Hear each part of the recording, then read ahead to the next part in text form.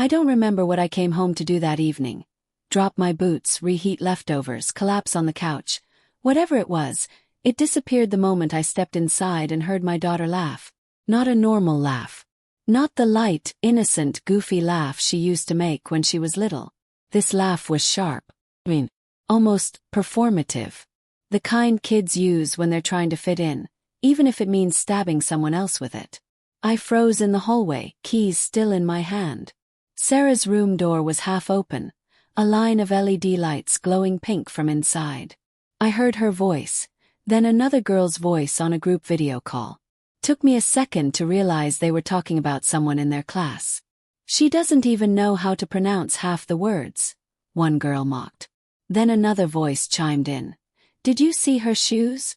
They look like something from a refugee donation box. They all laughed. And then I heard the name. I used to think I understood what fear was. Not the kind you feel during a jump scare movie or when your phone slips out of your hand. Real fear. The kind that sinks into your bones and stays there, like smoke trapped in a building long after the fire is gone. But the night Kabul burned. That was the night I learned the true shape of fear. It starts in my memory with a strange silence. The kind that comes right before chaos. We were stationed near the green zone, preparing for a civilian escort operation. I remember checking my gear. My hands were steady, but my heartbeat wasn't. A medic's job is simple on paper. Patch people up, keep them breathing, don't fall apart in the process. But that night nothing felt simple. The radio crackled with panicked voices. A plume of smoke rose from somewhere in the city, dark and thick enough to swallow the sky. The horizon glowed orange, as if someone had taken a match to the edge of the world.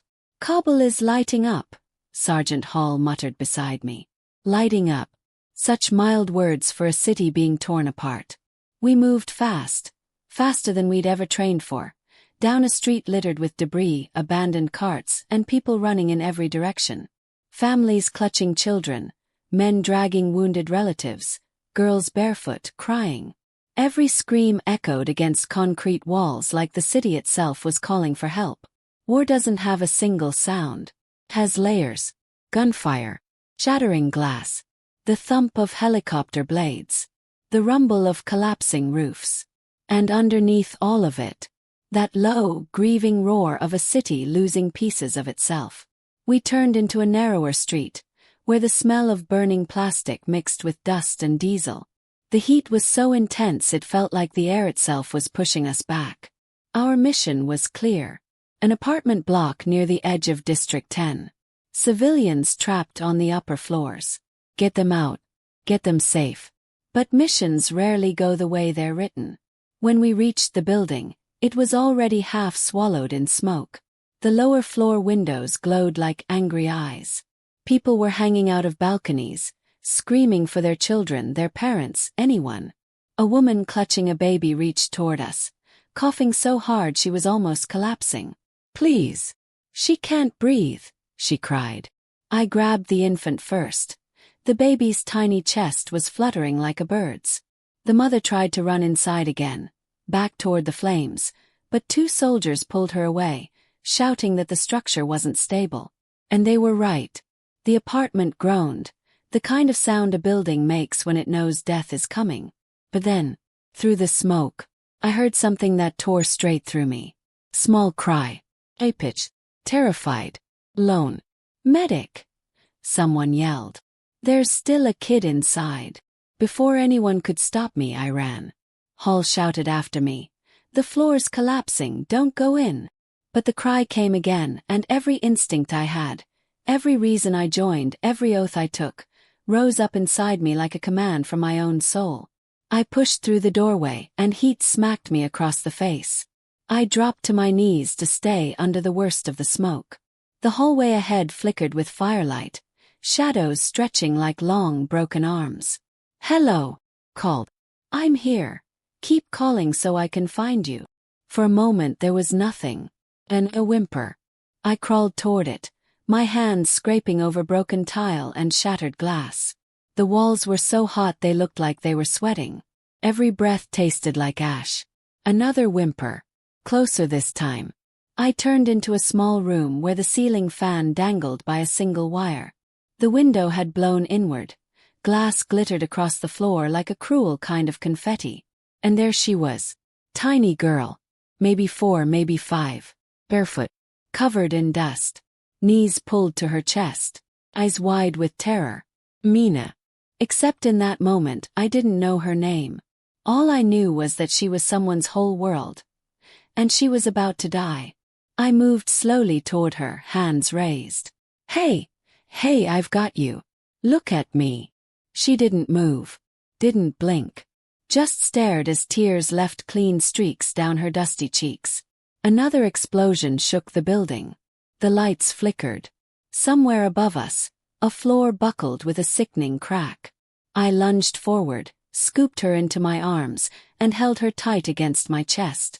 "Na Rawa," she sobbed, words I didn't understand then, but I understood the fear in them. "It's okay," I whispered. "I've got you. Hold on to me." She buried her face in my uniform, tiny fingers gripping the fabric like she was trying to anchor herself to life. As I crawled back through the hallway, pieces of the ceiling started dropping around us. The fire roared louder, hungrily. My lungs burned with each breath. My legs shook, not from fear but from the urgency pumping through every nerve I had left. When I reached the doorway, a beam crashed down behind us, right where we had been seconds before. If I had waited even one more breath, we wouldn't have made it.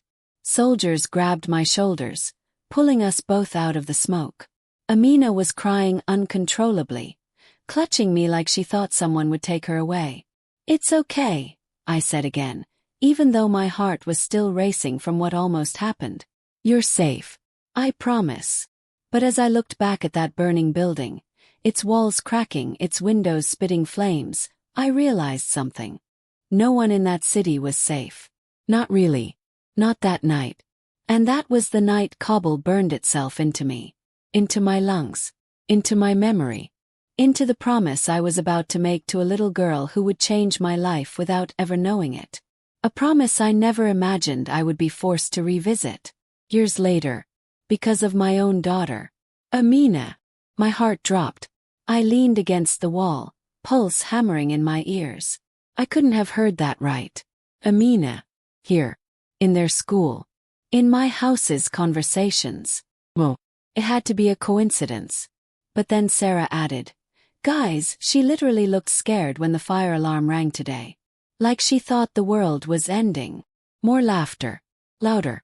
Crueler. Something warm and electric shot through my arms. The kind of rush you feel when your body remembers danger before your mind does. Because I remembered a fire alarm-like sound too. Except mine wasn't a drill.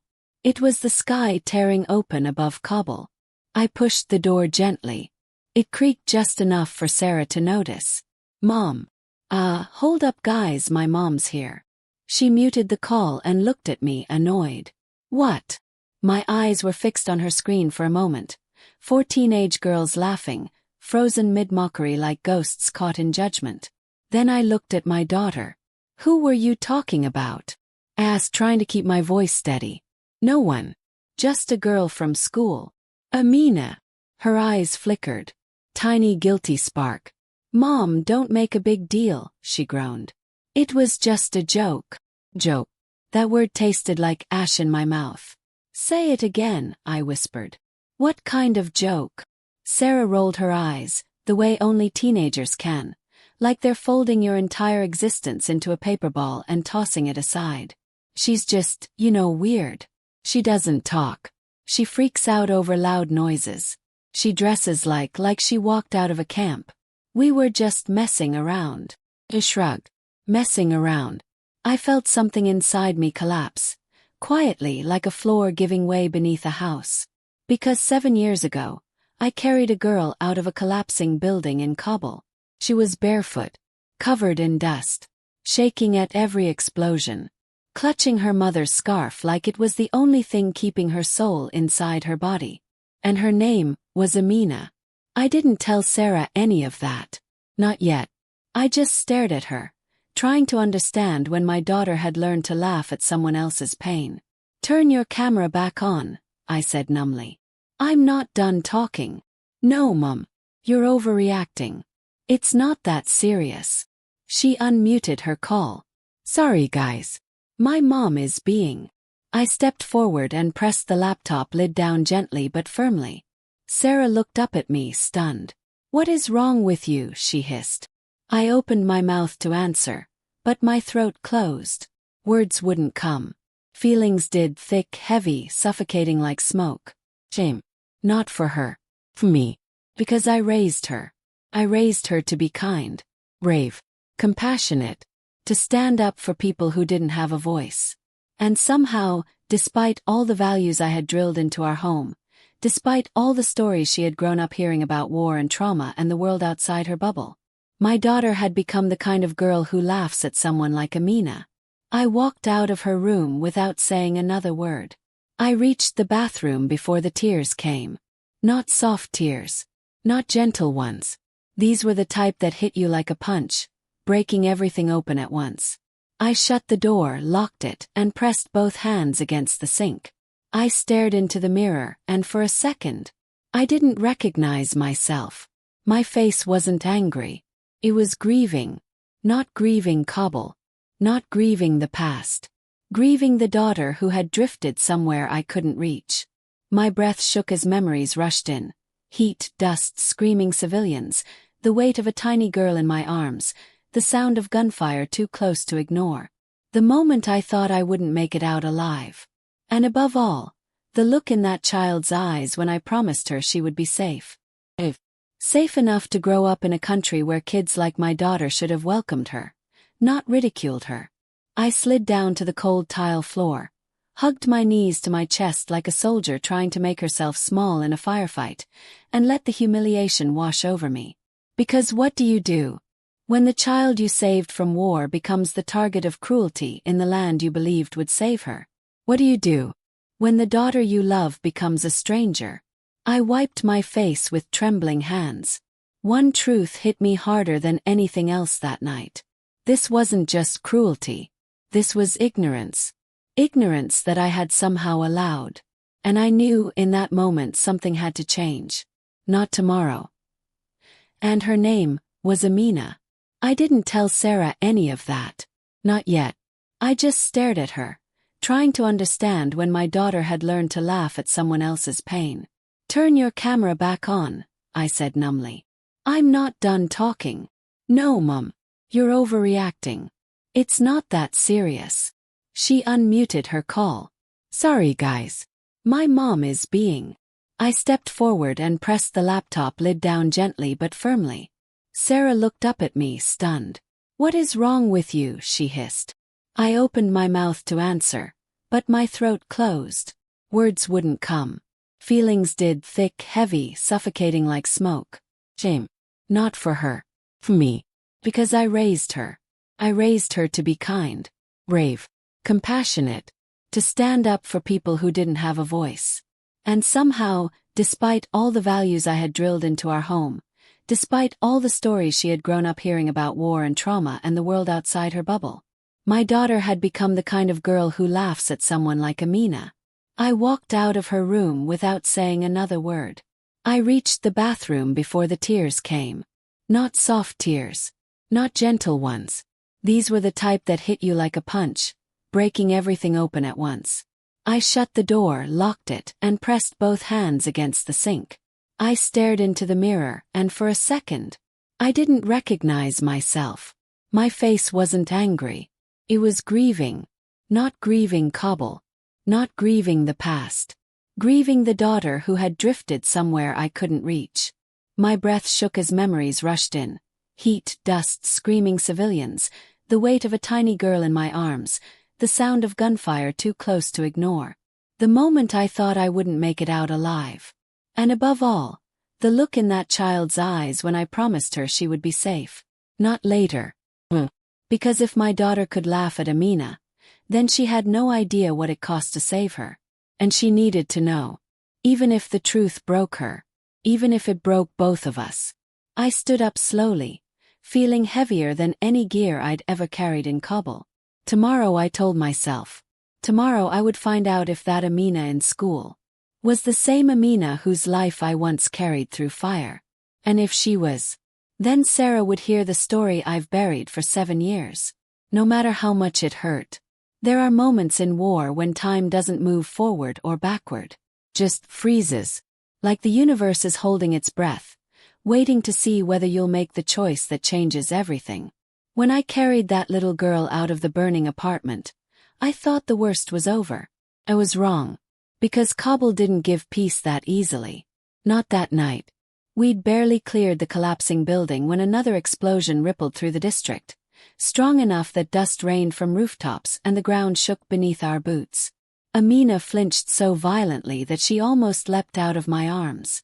Her tiny fingers dug into the collar of my uniform, gripping me with a strength far too big for someone so small. "It's okay," I whispered, trying to steady her trembling body. "I'm not letting go of you. You're safe." But even as I said it, I knew the word safe meant nothing here tonight. Sergeant Hall sprinted over, shouting above the chaos. "We've got a collapse at the south wall. Civilians trapped.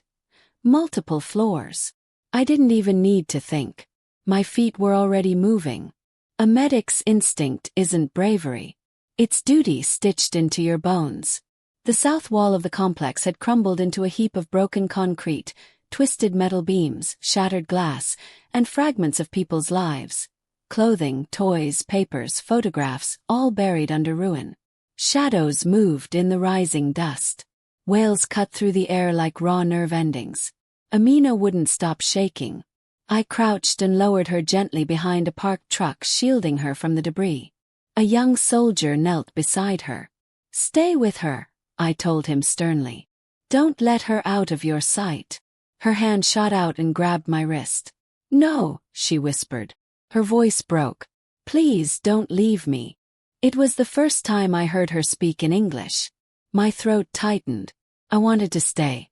I wanted to wrap her in my arms and shield her from every nightmare unfolding around us. But people were screaming under that rubble. And I was the one who could help. I squeezed her hand. "I'll come back for you. I promise." It wasn't a line soldiers say. It wasn't protocol. It wasn't even logical. It was a vow. One that would follow me for years. The moment I stepped toward the collapsed wall, the heat from burning shops nearby hit my face like a wave. The smell of melted plastic, scorched metal, and dust mixed into something sickeningly familiar. The scent of tragedy. Voices cried out beneath the rubble. "Help! Please, my son, he's under here. Is anyone alive?"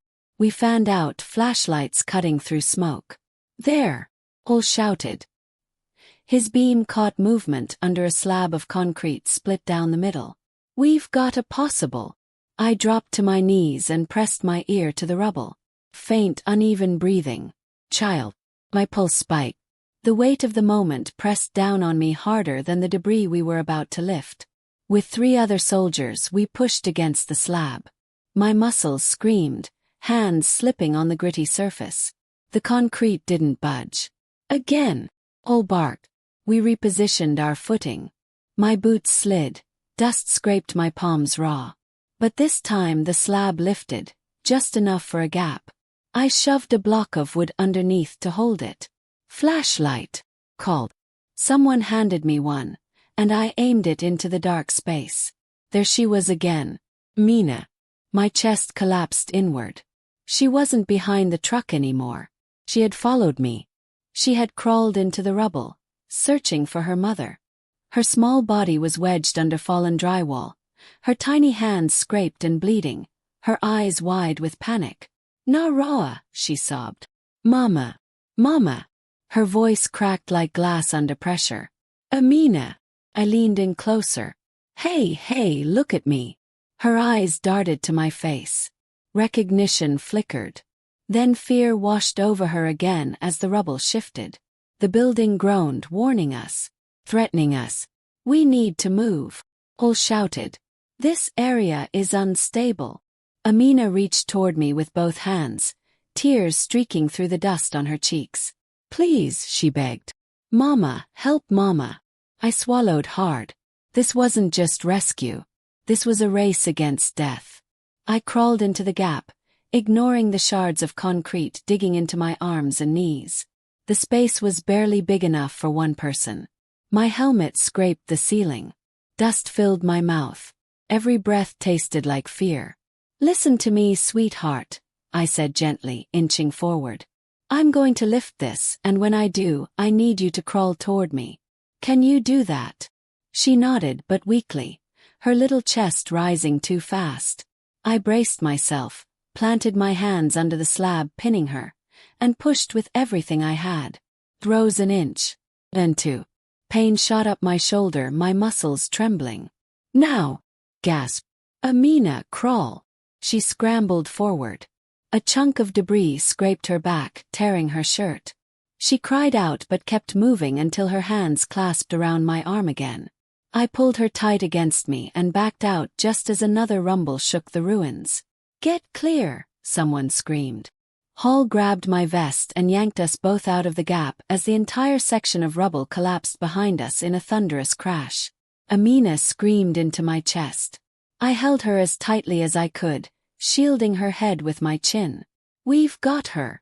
Hall yelled. "She's out!" But Amina wasn't looking for applause. She was twisting in my arms, pointing toward the rubble. "Mama! Mama!" Her voice cut straight through me. Her desperation was a blade. We scanned the ruins. A faint cry rose from a pocket of debris deeper inside. A woman's voice. Fading. Amina heard it too. She sobbed, shaking uncontrollably. "Mama, please." I held her close, whispering, "We'll find her. Promise. We're not leaving her." Promises are dangerous things in war. But in that moment, looking into Amina's desperate eyes, I meant every word. Because saving her wasn't enough. Not until her world, no matter how broken, no matter how fragile, was whole again. And I didn't know it then. But this child I had just pulled from death would one day pull me into the hardest reckoning of my life. War teaches you many things. How to run toward danger when your body begs you to run away. How to comfort a stranger's child as if they're your own. And how promises made in chaos weigh more than the ones made in peace. The promise I made to Amina that night, "I'll come back for you. I'll find your mother," became something bigger than I realized. Because war doesn't let you keep promises easily. You fight for every inch of them. We searched for her mother for almost 2 hours after pulling Amina from the rubble.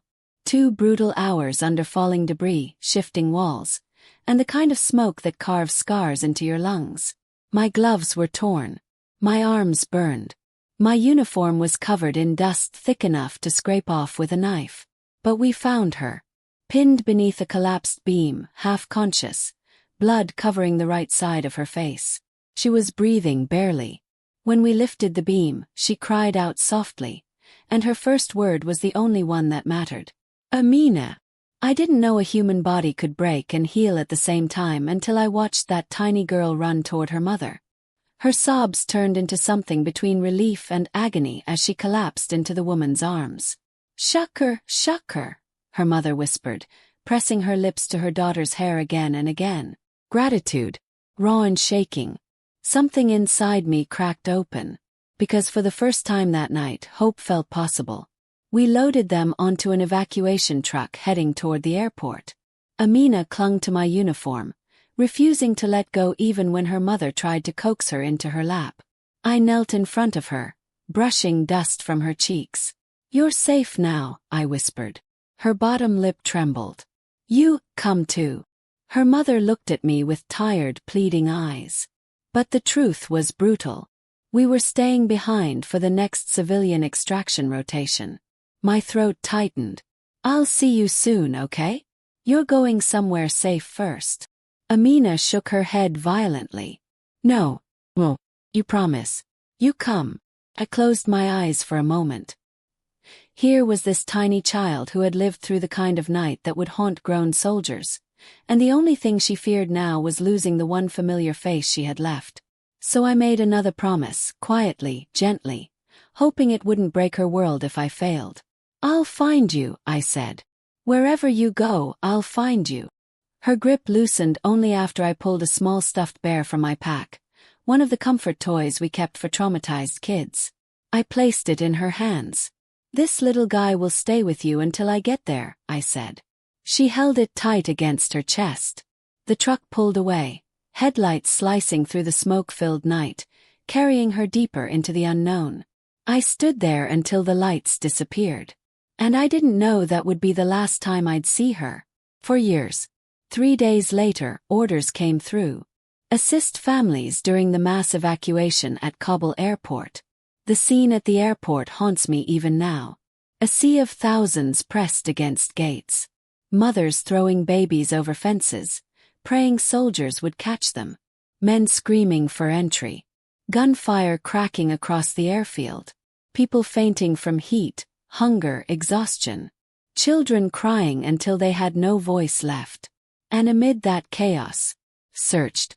Every family group we processed. Every medical tent I passed. Every crowd we moved through. I looked for Amina. Her tiny face. Her dusty hair. The small stuffed bear I'd given her. But I didn't find her. At one point a soldier yelled, "Ma'am, you need to move. Incoming threat. Move now." But I stayed a second longer, scanning the crowd one more time before sprinting to cover. Hope is a stubborn thing. It won't die unless you kill it yourself.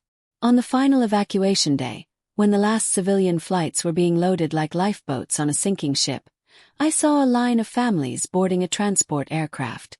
Women holding tight to their children's hands.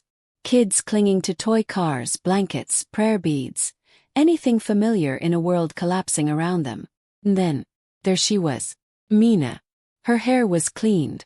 Someone had given her a slightly too big pink sweater. The stuffed bear was tucked under her left arm, worn and smudged but still whole. She looked exhausted but alive. I walked toward her, calling her name over the roar of the engines. She turned. Her eyes widened. For a second she didn't move. Then she ran, full speed, right into my arms, burying her face in my vest. Her mother approached slowly, tears filling her eyes. She pressed a trembling hand to her heart, whispering something in Dari. I didn't understand the words, but I understood the meaning. Thank you. For saving her. For giving me back my child. Amina wouldn't stop clinging to me. I lifted her up, rubbing circles on her back. You made it, I whispered. You're going to be okay. She pulled back just far enough to kiss the stuffed bear, then pressed it against my cheek, her way of saying goodbye. A soldier shouted, "We need to load now." I placed her back into her mother's arms. She cried softly, reaching for me as they moved forward. "I come. America?" she asked through tears. "Someday," I said. "Someday we'll see each other again." I didn't know if it was true, but I wanted it to be. As they stepped into the aircraft, she looked back one more time. A fragile silhouette framed by harsh floodlights. And she lifted the bear toward me. Silent salute. The ramp closed. And she was gone. That night, as the last planes departed Kabul and the runways went quiet, a single thought repeated in my mind like a heartbeat. I saved her life. But I didn't save her future. I could only hope the world she was flying into would treat her with the kindness she deserved. Amina. She stood alone by the drinking fountain, clutching her backpack straps so tightly her knuckles were white. Her headscarf, light blue, the color she said reminded her of Kabul's winter sky, was crumpled from where kids had probably tugged it. She kept her eyes on the ground, as if making herself small enough would make her invisible. Her teacher wasn't with her. No one was. Just this little girl, the little girl. The one I had pulled from the rubble with shaking hands and a bullet grazing my shoulder. The one I had sworn to protect with my last breath. Standing alone in a polished American hallway, trembling from a cruelty my own daughter had helped deliver. My feet felt glued to the floor. My chest tightened. 1,000 images crashed into each other. Her tiny arm reaching for me through the debris. Her coughing as I carried her through gunfire. Her whispering, "Don't leave me." Her crying into my uniform the night Kabul fell. Now. Her staring at the tile floor like it was safer than meeting any eyes. A voice inside me whispered, This is your failure. I forced myself to take a breath and walked toward her slowly, like approaching a wounded bird. Amina. My voice cracked. She looked up. Her brown eyes widened, and instantly glossed with tears. Auntie, she whispered. The same way she used to say it in the hospital tent. Needy. Relieved. I knelt beside her so we were eye level. What happened? Asked gently. She tried to speak but only a choked sound came out. She pressed her lips together, shaking her head. I recognized that. It was the silence of someone trying not to break. From behind us, a group of middle schoolers rushed by, laughing. One boy slowed as he passed, sneered at Amina, and mimicked her accent. Hey refugee! Did you bomb something today? I shot up so fast the kid stumbled back. That's enough, I said, my voice sharp. Too sharp for a school hallway. Sharp like the voice I used to use on soldiers who refused orders. The boy's eyes widened, and he bolted to catch up with his friends. My hands were shaking. I turned back to Amina. Does this happen every day? I asked quietly. She hesitated. Then, like a dam breaking, she nodded. Tiny, fragile, ashamed. And then she said something that sliced straight through me. They laugh. Because Sana laughs. And if they see her laugh, they think it's okay. My breath left my lungs. Not because I didn't expect it. Deep down I think I knew. But hearing it from her lips. From the girl whose heartbeat I once felt against my forearm while carrying her through smoke and fire. It was another kind of battlefield. Quieter one. But no less deadly. A teacher finally came rushing toward us from the cafeteria, looking guilty and overwhelmed. Oh, she gasped. I didn't see her step out. Sorry, I was asking about an incident earlier. Kids have been, well, we're trying to manage it. Trying to manage it. The words came out colder than I intended. The teacher flinched slightly. I promise we're doing our best. I wanted to believe her. I really did. But I had spent years watching institutions promise help they never truly delivered. Amina tightened her grip on my sleeve, as if afraid I'd disappear. I looked at her. This small survivor of a world on fire, now crushed by the smallness of children who'd never known true fear. And I thought, how is it that a war zone taught her more compassion than a safe classroom? The teacher cleared her throat. If you're here for Sana, she began carefully, the principal is waiting. I almost forgot why I'd come. But Sana, my daughter, my bright, stubborn, funny daughter, who had laughed at a girl who had survived things no child should witness. I turned back to Amina. I'll be right back, I whispered, brushing her cheek with my thumb like I used to in Kabul. Don't leave for long, she whispered. That destroyed me. I stood, nodded to the teacher, and walked toward the principal's office. My boots echoed on the polished floor. Every step felt heavier. Because I realized something. This wasn't just about a laugh. It wasn't about one incident or one hallway. This was the moment everything collided. Kabul's fires and America's classrooms. The child I saved and the child I raised. The soldier I was and the mother I am. Reckoning had begun. And I was walking into it one painful step at a time. The principal, a calm, middle-aged woman with silver hair tied neatly in a bun, gestured to a chair. Sana sat in the corner, legs pulled up, arms folded, staring at the floor. Her backpack lay beside her like she'd thrown it there without care. She didn't look scared. She looked annoyed. Like I was the inconvenience. The principal cleared her throat. Thank you for coming so quickly. I'm sure Sana has told you what happened today. I glanced at my daughter. She didn't move. No, I said. She hasn't. The principal nodded slowly. Well, there was an incident. Amina came to us crying during break time. A group of students were laughing at her accent. Her clothes. At her. I know, I interrupted, my voice low. Because I had seen the aftermath myself. 'Cause I had seen worse. Because I had looked into that little girl's trembling eyes every day in Kabul and promised her the world wouldn't hurt her again. The principal continued. We've traced the situation back to a comment made by Sana. According to several witnesses, she imitated Amina's accent. The others joined in. My stomach twisted. Turned to Sana. Is that true? She didn't answer. Sana, I said, voice sharpening. Look at me.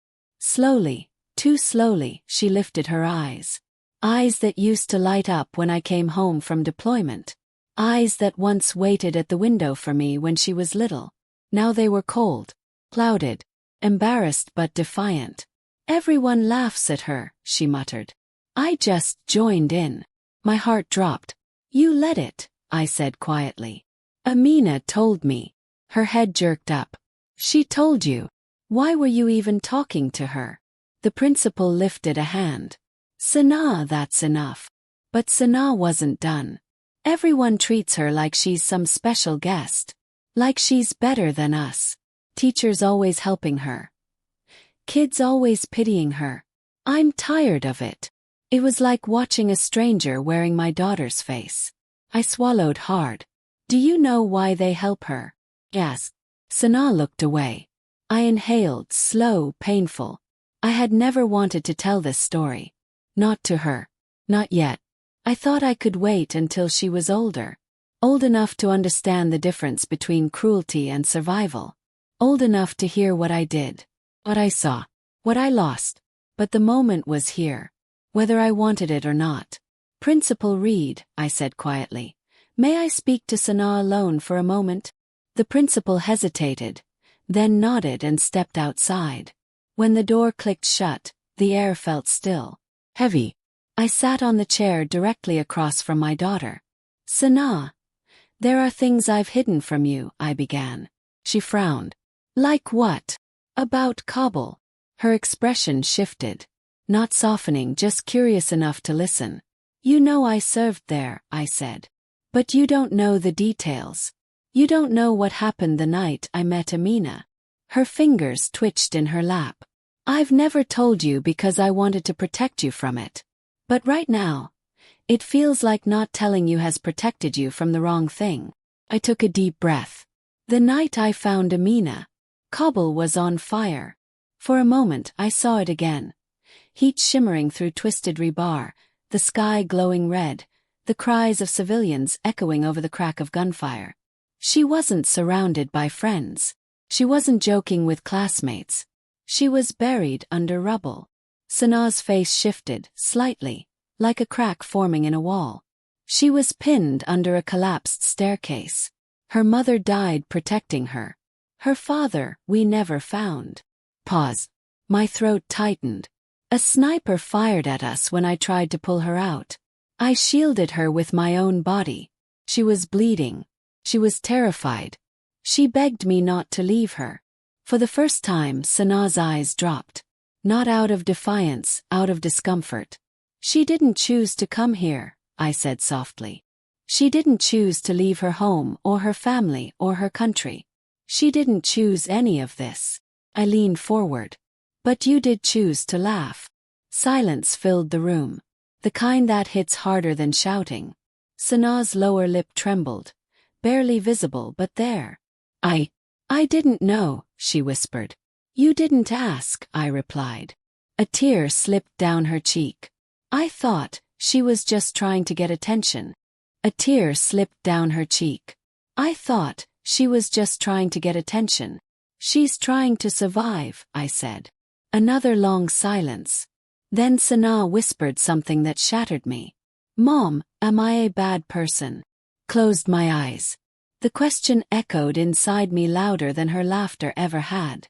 I moved to her side, crouched down and cupped her cheek. No, I said firmly. You're not a bad person. But you made a cruel choice. And cruel choices define us unless we face them. Her eyes filled with tears. What do I do now? I exhaled, feeling the weight of the world press into my shoulders. You tell her the truth, I said. You apologize. Not because you're told to, but because you understand why it matters. Sana wiped her cheeks. And if she hates me? She won't, I said softly. She knows too much about losing people to hate easily. The door opened slightly, and Principal Reed peeked in. Everything all right? Understood. We're ready. Sana stood too, smaller than she'd looked when I walked in. Not weak, just finally aware of the space around her. We walked out of the office together, down the hallway, toward the little girl waiting alone, toward the moment where my daughter would face what she'd done, toward the truth I had spent years avoiding. This wasn't just reckoning, it was repair, and it was only beginning. The hallway felt impossibly long that morning. Every echo of footsteps sounded like the countdown to judgment. Sana walked beside me, head down, hands fidgeting with her backpack straps. She looked smaller somehow, like the weight of what she had done had physically pressed her into herself. Ahead, Amina stood near the lockers, her head bowed, hands clutching the small stuffed bear I had once given her in Kabul. She didn't look up. She didn't move. She was still, the way someone becomes still when they've survived something terrible and are waiting to see if the world will be kind again. "Mom," Sana whispered. I don't know what to say." "You'll find the words," I replied softly. "Speak from your heart. Let her know you understand." Sana took a deep breath and stepped forward. "Amina," she began, her voice shaking. I want to apologize. I was wrong. I shouldn't have laughed at you or made fun of you or let anyone else do it." Her voice broke. She swallowed, tears forming in her eyes. "I don't want to hurt you. I didn't understand. I didn't know what you've been through." Amina blinked slowly. Her small hands trembled around the bear. I could see the wariness in her eyes, the instinct of a child who has survived chaos, but also a flicker of recognition. Recognition of someone who had once carried her through fire. I held my breath. For a moment, it seemed the hallway itself had stopped. The laughter and shuffling of other students faded into nothing. All that existed was the two girls and the bridge being rebuilt between them. Amina took a small step forward. Then another. And then, incredibly, she extended her hand. Not hesitantly, but with the quiet courage of someone who had known fear and survived. Sana reached out. Their fingers met. A small, tentative handshake. Then a hug. Clumsy at first, awkward with uncertainty, but it grew into something warmer. Something real. I felt tears sting my eyes. Not for the embarrassment, not for the past 7 years of war, not for my daughter's cruelty, but for the healing happening before me. The tangible, miraculous proof that even when life fractures people, kindness and courage can mend the pieces. Amina's mother appeared suddenly, walking briskly down the hallway. She was petite, her hair tied back tightly, her face marked by both relief and cautious trust. Recognition struck her instantly, her eyes meeting mine. A flash of gratitude crossed her face, silent and deep, stretching across all the years that separated us. I stepped forward. She didn't say anything at first, just looked. Her lips trembled slightly, and a single tear escaped. I raised my hand slowly, a silent gesture, an acknowledgement that we had both survived, that the nightmare that had once surrounded her child had finally met its counterpart, someone who cared enough to intervene, to protect, to bear witness. She nodded once, slowly. A small smile touched the corners of her lips. It wasn't a smile of joy, not yet, not the kind you see in the movies, but it was enough. Enough to let me know that the trust one had built with her daughter so many years ago had not been erased by distance, by time, by the harshness of this world. Sana stepped back, glancing at me. Her eyes were wet, ashamed but sincere. He nodded. Let her lead this next step. It was her moment to take responsibility. It was hers to make right.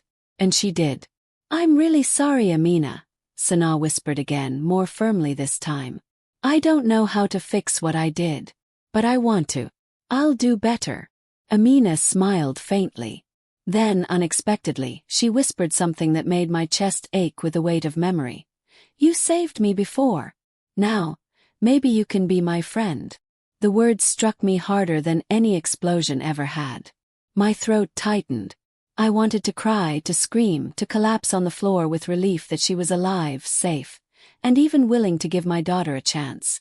The hallway had filled slowly with students who had been watching, silently, some ashamed, some curious. The laughter that had once echoed here, the laughter that had wounded, was gone, replaced with something quieter.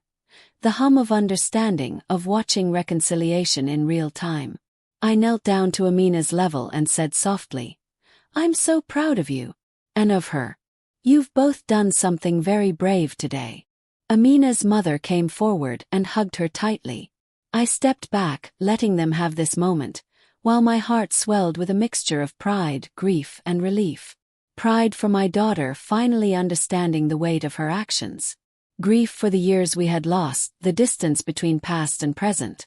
Relief that the little girl I had carried through rubble, through smoke, through war, was now standing tall in the light, safe, alive. Sanaa hugged Amina, holding her like a sister, not a classmate.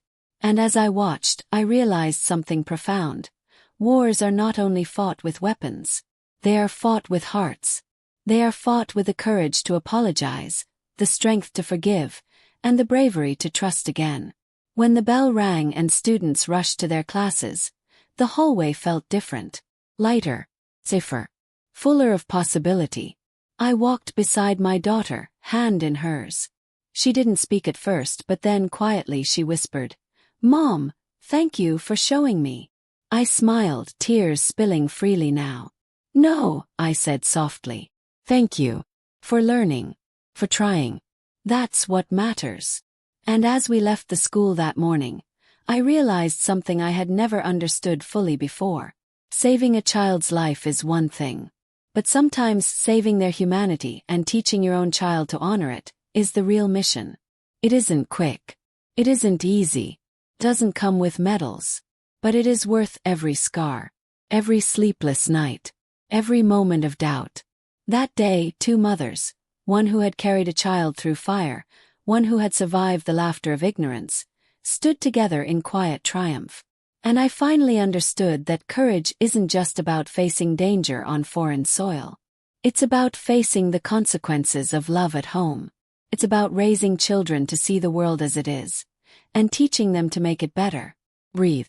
Because this fight, our fight, had been won.